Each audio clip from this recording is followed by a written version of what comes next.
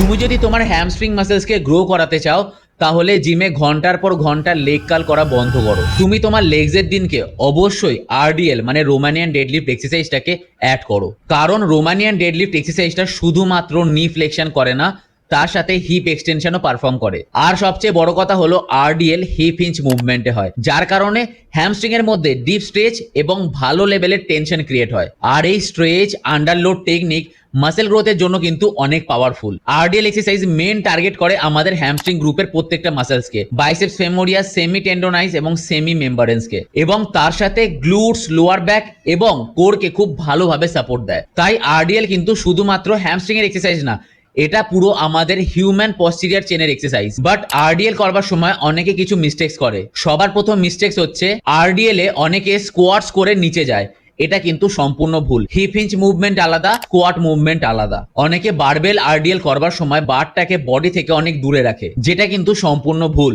বার যত বডির কাছে থাকবে তত কিন্তু হ্যামস্ট্রিং এবং গ্লুটসে খুব ভালো টেনশন ক্রিয়েট হবে। বার যত দূরে যাবে লোয়ার ব্যাকের ইনজুরি রিস্ক কিন্তু বেড়ে যাবে। নাম্বার 3 মিস্টেক, অনেকে আছে আরডিএল করবার সময় ব্যাকটাকে রাউন্ড করে দেয়, যেটা কিন্তু সম্পূর্ণ ভুল। এতে কিন্তু ইনজুরি রিস্ক বেড়ে যায়। আরডিএল হচ্ছে একটা হিপ হিঞ্চ মুভমেন্ট, তাই আরডিএল করবার আগে ভালোভাবে হিপ হিঞ্চ মুভমেন্টটাকে প্র্যাকটিস করে নিয়ে তারপরে করতে হবে। আরডিএল করবার সময় চেস্টকে আপ রাখতে হবে, কোরকে টাইট করতে হবে, স্পাইনকে নিউট্রাল রাখতে হবে, আর নিটাকে স্লাইডলি বেন্ড করতে হবে, নিটাকে সফট রাখতে হবে, ঠিক আছে? আর তোমাকে মনে মনে ভাবতে হবে তোমার গ্লুটসটা পেছনের দিকে পুশ হচ্ছে, ব্যাকওয়ার্ডে কোনো একটা ওয়ালে গিয়ে টাচ হচ্ছে, বাস এইটুখানি। আর কিচ্ছু করবার দরকার নেই, কিছু ভাবার দরকার নেই।